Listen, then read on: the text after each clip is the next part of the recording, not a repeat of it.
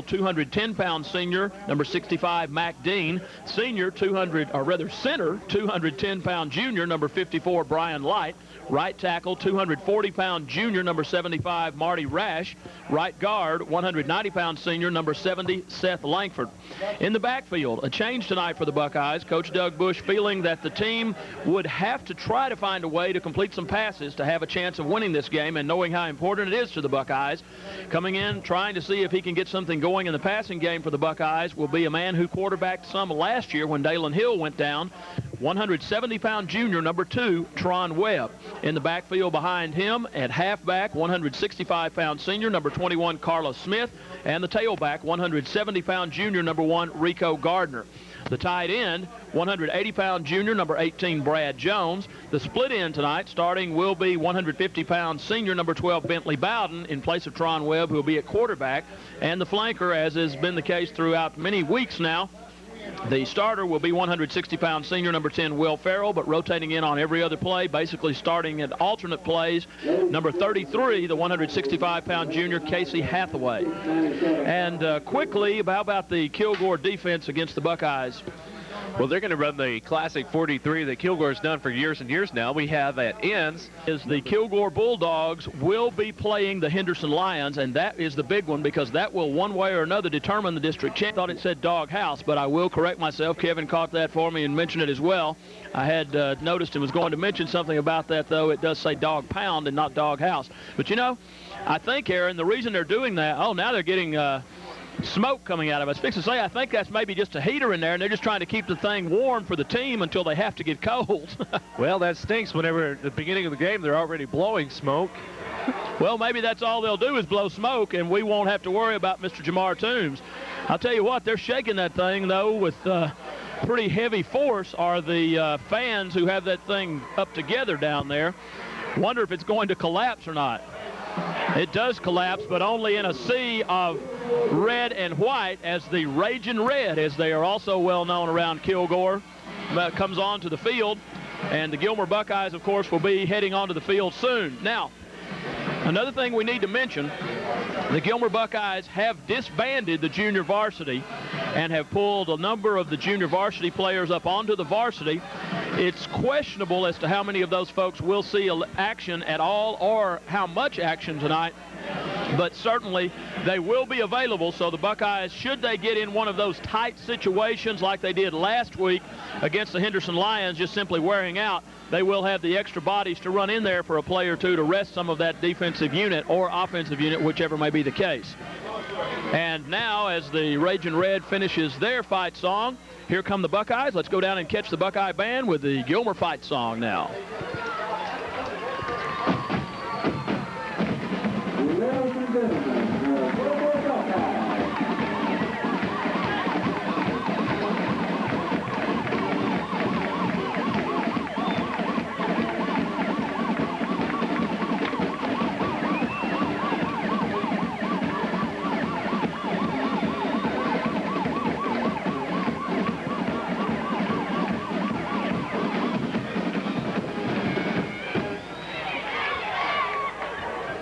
And just as soon as the Buckeyes finish their customary final preparations in the south end zone and make it back up to the midfield area, we will have the playing of our national anthem. And then, of course, immediately after that, the captains will converge at the center of midfield. In fact, the Kilgore captain's already ready to do that, but we're going to give them an education in how things go in Gilmer tonight.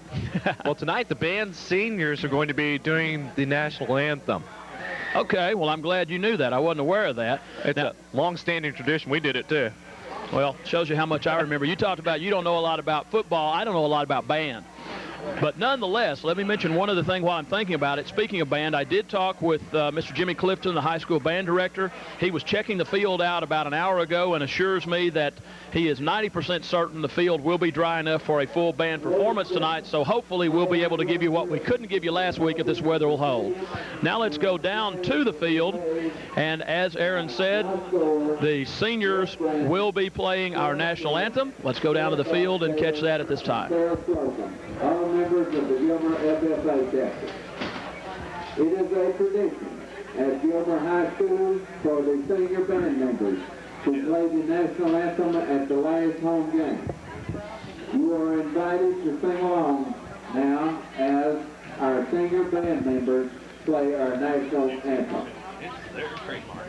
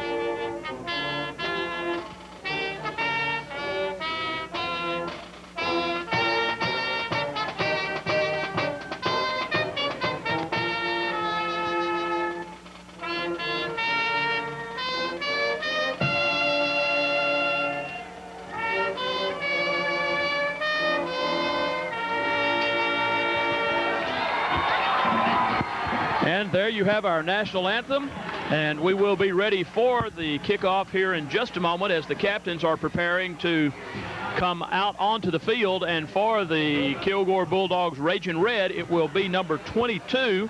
That will be Jay Johnson.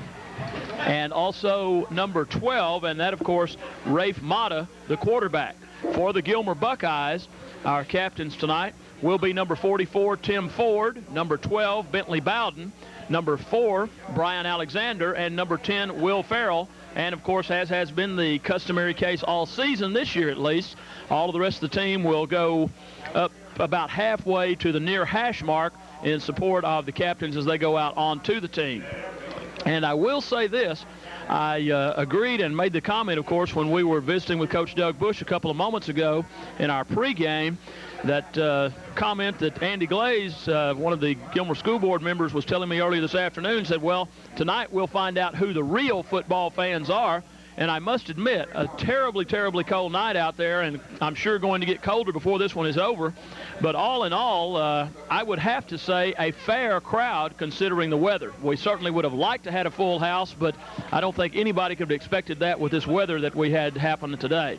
Speaking of the weather, look at the flag over there, Elvin. It's going crazy in that wind. It's going to be interesting to see what they're going to do. Going to be about like last week, I think. Now, you noticed on the field, the Kilgore Bulldogs won the toss of the coin, but elected to defer to the second half. So the Gilmer Buckeyes will be receiving the ball. They will be defending the south goal. That means, of course, the Kilgore Bulldogs will have the wind at their back in the first and third quarters, and the Gilmer Buckeyes will have the wind in their back in the second and fourth. That's the same situation we had last week as far as wind behind whose back last week, but you'll remember just the opposite, because last week the wind was coming from the south. This week it's coming from the north. It was a heavy downpour last week, but not really bad weather as far as temperature-wise. Tonight the rain is stopped except for just a slight mist.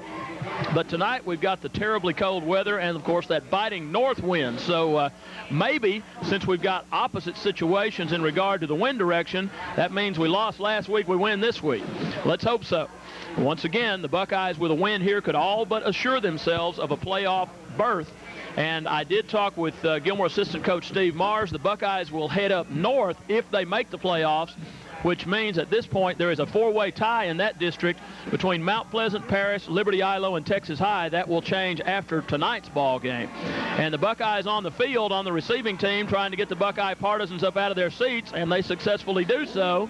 And going back to receive the ball for the Buckeyes, deep will be number 1, Rico Gardner, and number 5, David Lee Smith. And to kick it away for the Kilgore Bulldogs will be number 3, David Chappell. He is a 145-pound sophomore and capable of booming about 50-yard field goals. We noticed him doing that routinely in practice. Here goes the whistle and the kick, and a nice kick will be taken at the 3-yard line by David Lee Smith. He goes straight up the gut and hit immediately, breaks out of that one, and he's got some room, but suddenly it breaks down on him at the 21-yard line. Just a tremendous, we've got a late hit, I believe, also against the Kilgore Bulldogs. But I was about to say, David Lee Smith looked as though he was going to be trapped at about the 12-yard line, broke it loose for a moment, but you could see that Ragin' Red defense came up on it quick. We'll get the official indication in just a moment, but Rico Gardner clapping. I'm certain it will go against the Kilgore Bulldogs, and the penalty is offsides on the kickoff and then a face mask. Obviously, the Buckeyes will decline the offsides on the kickoff. They will take the face mask. Now, of course, the question, is it a 5-yard face mask or is it a 15-yard face mask? And I believe the way the officials are marking it off, it is going to, well, no. Maybe it must have just been a 5-yard mark off, and so the Buckeyes say, we want you to kick it again, so they will march back and send the Raging Red back at their 35-yard line. I was hoping to be that 20-yard face mask that Gilmer got last week. Yeah. I think those guys had a little trouble counting, but that was the one big break the Buckeyes got. Unfortunately, it didn't come at a time when they were near the Henderson goal line. All right. We will tee it up once again, and once again it will be the sophomore, number 3, Daniel Chappell, and once again Rico Gardner and David Lee Smith. Now, I was told also David Lee Smith may run a little bit out of the backfield tonight. He will not start on offense, but it's very possible David Lee may see some action in the backfield in the halfback slot. And here goes the whistle once again. Officially, we have 11:49 left in the quarter. That last play that ended up being the penalty on offsides for the Bulldogs took 11 seconds. Here goes the kick once again, and this time it will go out of the end zone. So virtually no real change, as David Lee was, well, he was at the 20 with the 5-yard mark off. That would have given the Buckeyes at least a 25, so instead they start 1st and 10 at their own 20, so that gamble fell against the Buckeyes. Now let's see what they can do. Once again, on offense, as we mentioned, a change at the quarterback slot. It will be number 2, Tron Webb, who has been playing offensively at split end all season, coming into quarterback tonight, trying to get a passing game going for the Buckeyes. If you'll remember, when Dalen Hill was injured last season, Tron played a good little bit, so it's not like we're bringing in a totally inexperienced man here. 1st and 10 for the Buckeyes. Calling out the signals is Webb. He fakes the handoff, goes on the option keeper around the left side. He's up to the 25 and out to the 30-yard line, near the yardage needed for the 1st and 10. And obviously that play worked to perfection for the Gilmer Buckeyes. Well, that was number 8 for Kilgore. Jason Colbert, number 27, Evan Martin. They pushed him outside. They misread that one. I guess the scouts told them a couple weeks ago, hey, Gilmer likes to go inside early, inside. And they just pushed that one outside, and there's nothing doing for Kilgore. Well, I'm sure another thing, they were expecting to see the quarterback wearing double digits, 15 and not 2. So we'll see how that affects things as the game goes on. Casey Hathaway wide to the right side, Bentley Bowden wide to the left. And the handoff going straight up the middle. Battling is Carlos Smith. He is out across the 35 up to the 37. That's good enough for the 1st and 10 for the Buckeyes. While they move the sticks, we'll take a quick timeout. Gilmer National Bank proudly invites you to stop by their new location at 900 Northwood in Gilmer today. You'll love the easy access into and out of the bank on Highway 271. Besides the same friendly folks you've been used to dealing with, they also feature an international ATM machine that accepts all ATM and credit cards. And be sure to ask about their new 24-hour telebank service that allows you to make numerous transactions by phone 24 hours a day. Stop by today at 900 Northwood in Gilmer, and you'll say, Gilmer National, that's my bank. Well, fortunate, as you could see on that play, with the ball popping loose, that Carlos Smith was able to pounce on top of it, and he was able to do so for a 1-yard gain out to the 37.5, actually. So that will make 2nd down and 9 upcoming for the Buckeyes. That could have been disastrous early in the game. On 2nd and 9, Casey Hathaway comes to the left side, and out wide right will be Bentley Bowden. Faking the handoff is Tron Webb, dropping back to pass. He lofts it downfield for Bowden. He's open, makes the catch momentarily, but then loses it. Looked as though an excellent defensive play. I thought for a moment that it might be a little bit early on the hit, but the official said nope, incidental contact as he was going for the ball. So as you can see immediately, Tron Webb's passing arm and the capability of the receivers to get to where his passes are going looks like will be there. Now, it'll be interesting to see how the Kilgore Bulldogs adjust to this as time goes on, because I'm certain they were not expecting the Buckeyes to do much in the way of a passing game, and in all probability they had pretty much prepared for an 8 or 9 man front probably most of the evening. Here's a formation that we haven't seen this season. The Buckeyes will send 3 men wide right, including Rico Gardner on 3rd and 9, a blitz look. Here they come, but good protection. Now it breaks down, and Tron will have to carry it himself. Throws it at the last second, and the ball is incomplete. Almost intercepted by one of the Bulldogs at the Buckeye 45, but it does fall incomplete. But as you can see, the Buckeyes trying things a little differently. That's the first time all season long we've seen them run with the triplets on one side. So who knows what we may see before this one's over. Now, of course, Tron Webb will drop back into his usual punting situation on 4th and 9 from the 38. And, of course, more critically, he will be going against that 10-mile-an-hour wind or so. And the Bulldogs, knowing the Buckeyes have had some problems, put 10 men up close to the line of scrimmage, only one man deep. That will be Rafe Mata, the quarterback. Good snap. Good rush, though. And it was partially blocked. But nonetheless, it will go forward up to the 43-yard line. So a partial block by number 27 of the Ragin' Red. That was Evan Martin, and he is a 150-pound junior, so probably one of the smallest guys out there on the field for the Ragin' Red. Well, I noticed on that second down play, whenever they threw it over there to, who'd they throw it to? They threw it to Bentley Bowden. On the other side of the field was Casey Hathaway doing the I'm open dance because nobody was within 25 yards of the boy. Well, we'll see what happens in Buckeyes' next possession. Corey Ryder, number 15, goes out wide to the right side. Now the tight end, number 82, shifting over, or to the left, rather, and the tight end, number 82, shifting to the right. Pitch back going to number 2. That's going to be Kevin Mitchell. He makes a sweep around the left side, driven out of bounds at midfield. And that is going to be for a 7-yard gain, 2nd down and 3. And that's a little bit of a surprise that the Ragin' Red put Mitchell back there instead of Jamar Toombs. Now, he was listed on the starting lineups. He's in now. Now, there he comes. So maybe they're going to do a little rotation in and out. Well, at that time, Tim Ford pushed him out. And they ran over one of the coaches over there, too. Tackled the football player and the coach. And it will once again be Corey Ryder wide to the left side. And it will be J.J. Hablinski wide left. We've got a flag on the play, and I think we're going to get an illegal procedure call. We'll take a quick break. E-Tech Cellular backs the Buckeyes and is your local hometown community partner. For more information, call Bruce Maurer or Beverly Slatter at 1-800-657-5251. And as you can see, the Bulldogs having some problems getting their offense set like they want it. Rafe Mata on the quarterback keeper after the 5-yard mark off for offsides against the Buckeyes. He goes for 3 down to the Buckeye 41. That will bring up 2nd and 7, 10:02 and counting left in the first quarter. No score. I didn't think it was that far offsides. But, I didn't see. I just saw the Buckeye defensive line clapping, and so I said, that's why I said illegal procedure, but obviously the Buckeye defense thought they saw something, and the official said, well, you just thought you saw it. Well, I saw the Gilmer guy move first, and then the unnamed player for Kilgore moved. He was the wide receiver, though. And it will now be Hablinski out wide to the left side and Corey Ryder out wide right. 2nd down and 6. Toombs, the big man, is in there. They'll fake the handoff to him. Dropping back to pass is Rafe Mata. He's got Toombs open at the Buckeye 35, still on his feet.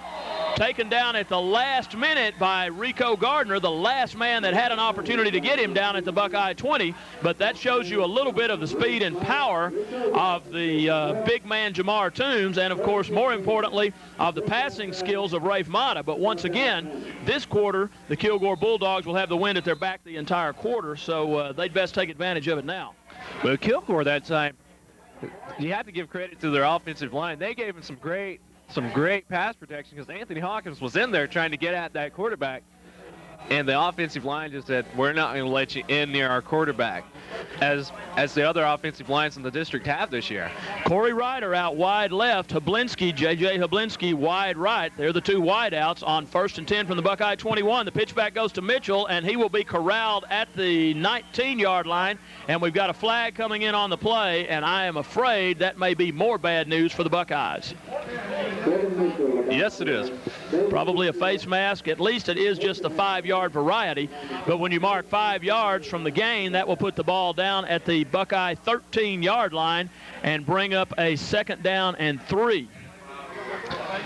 Well, the Buckeyes are letting them run a little bit more than maybe they should at this point because the Bulldogs are down inside the 20. They're going to have to just toughen up right here and and fire it up like they did last week against Henderson. Well, there is no doubt this Buckeye squad is not as fired up as they were last week, but needless to say, if they want a chance to make the playoffs, they better fire it up and keep them out of the end zone here. And we've got movement again by the Buckeyes, and again they call something. Now, the ball wasn't snapped, but they may still get the Buckeyes saying they were trying to draw the Kilgore Bulldogs offsides and into a procedure. Now, the call this year is if the defense – oh, no flag. Okay. Well, I'm explaining that for nothing, but the rules change now is just like the NFL does, that if the defense, in an attempt to pull the offense into a procedure, makes a jag move toward the line of scrimmage, that it can be called against the defense. And I thought maybe that's what we're going to get, but fortunately they waved the flag off.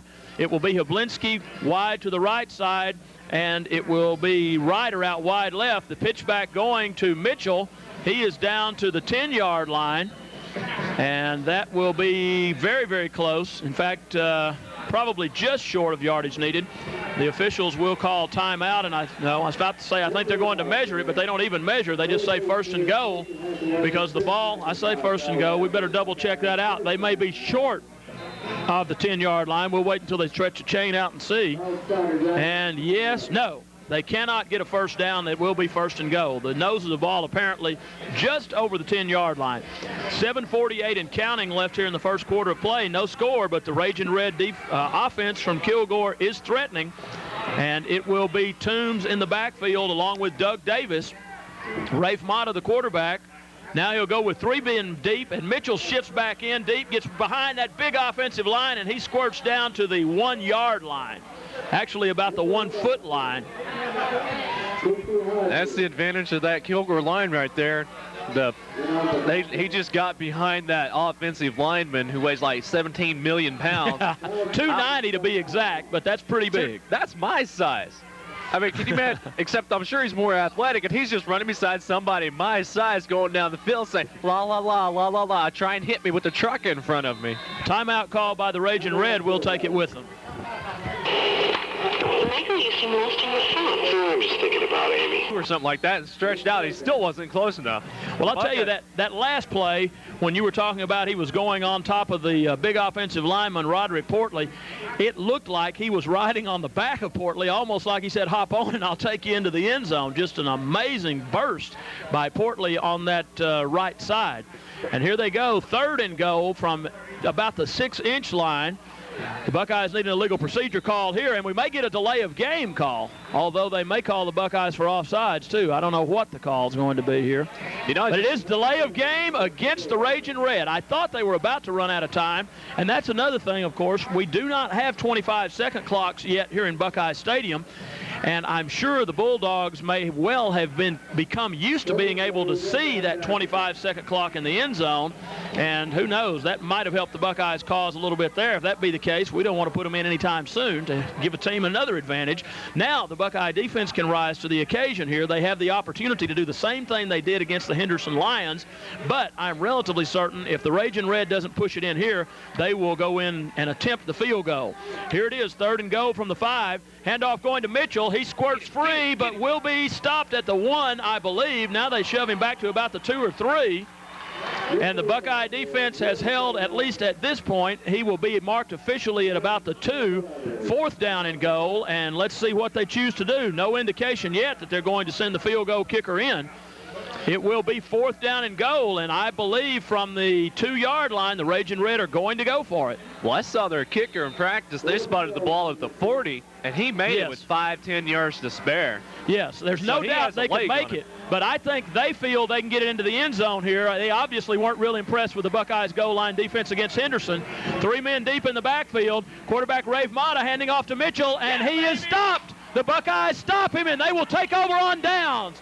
And for 2 weeks in a row, the Gilmer Buckeyes have stopped the 2 most potent teams in District 16-4A. Great round of applause for the Buckeye defense by the Partisans. Let's take a quick break. Richard Potter and all the management and employees of Gilmer Potter. Way out wide to the right, but Tron Webb carries it on the quarterback keeper, just trying to get some room, and he gets out to about the 2-yard line. I'll tell you what, the Buckeye band at just the perfect time came up with the perfect song. It was 4th and goal from the 2, and the Buckeye band starts playing the Mission Impossible theme, and that's about what you could say that was. But that's 2 weeks in a row now that the Buckeyes in the first quarter have held a very potent team out of the end zone, and they, of course, the Kilgore Bulldogs, had 1st and goal from the Buckeye 2, and the defense held up. Bentley Bowden out wide to the left side, Will Farrell wide right. Handoff going straight up the middle to Carlos Smith. He breaks into the secondary, 1 man to beat, but that man will stop him, but not till he gets out to the 25. 1st and 10 for the Buckeyes. We'll take another quick break while they move the chains. The Med Shop Pharmacy at 1700 Northwood in Gilmer is proud to be a sponsor of Gilmer Buckeye football. The Med Shop has a professional, courteous staff, always ready to handle your prescription, non-prescription, and gift needs. Med Shop is open Monday through Saturday from 8 a.m. till 8 p.m. and Sunday from 12:30 to 5 p.m. Stop in today or give them a call at 843-5691 for all your medicinal needs. You won't find a more caring group anywhere in East Texas. That's the Med Shop Pharmacy, 1700 Northwood in Gilmer. And as you can see, Tron Webb makes exciting things happen in the backfield for the Buckeyes as he fakes the handoff, keeps it himself around right tackle, moves from the Buckeye 24 all the way down to the Raging Red 33, 1st and 10 for the Buckeyes. And once again, 1 more man to beat, and it was all she wrote until he got to the end zone. This Buckeye offense now supercharged by the fact that their defense is held up. And as we were talking with Coach Doug Bush, the Kilgore Raging Red defense is good, but they are not by any stretch of imagination a Henderson Lion defense that the Buckeyes were up against last week. But of course, up to this point, Tron Webb making a big difference for the Buckeyes with the threat of a passing game as well. Bentley Bowden out wide to the left side, 1st and 10. It's Webb on the keeper. He gets free momentarily and looked as though they got a face mask. There was no call, but it certainly looked like they might have grabbed a hold of a face mask, and that's what Tron is complaining. I wish we had the same officiating crew as last week, because I thought they got him on his jersey. You know, if we had the same. Now, that one last week I did too. That would have been a yellow flag so high in the air. You know, well, Coach Doug Bush and his crew obviously jumping, yelling at the officials. Buddy Blair, the offensive line coach, saying, hey, he grabbed the face mask of our quarterback, ref. Look a little closer. They missed it. And nonetheless, only a loss of a yard. Just fortunate it wasn't a lot more, and really fortunate that Tron Webb was able to hold on to the ball. Bentley Bowden on 2nd and 11 from about the 34.5 will drop over to the right side. The handoff, faking the handoff to Rico Gardner. The pass going complete to Carlos Smith from Tron Webb. I'll tell you what, that time, if Rico had gotten the ball, he would have sailed to the end zone because everybody flowed right. But nonetheless, the passing game now working for the Buckeyes tonight. And if they can pull off the miracle upset here, go to 3-1 in district, they realistically have a chance, I think, to fight the Carthage Bulldogs neck and neck, just as they did the Henderson Lions last week. 3rd down and a long 4 upcoming for the Buckeyes from the 27-yard line. Call it the 28-yard line of the Bulldogs. I think the advantage Gilmer has with Tron is that he's a little bit taller than Jesse and it does help. Brand. It will be Clyde Osborne wide left, Bentley Bowden wide right, going on the quarterback draw and falling for naught as he is dropped for a 2-yard loss back to the 30 is quarterback Tron Webb. That didn't work, and now it's 4th and 10, and do you send in the field goal unit? I don't think it's a makeable field goal against the wind here because it would be a 47-yard field goal attempt. Timeout now called by the Buckeyes. We'll take it with them. 1:59 left in the first quarter. Still no score. Here's what satisfied customers are saying about Giselle Chevrolet in Gilmer. At Giselle, we got professional help with no hassle from salespeople. We were offered financial planning to pay for our vehicle at Giselle. It's like hometown goodness. Honesty sells more cars than high-pressure sales. At Giselle, we were treated like customers should be treated.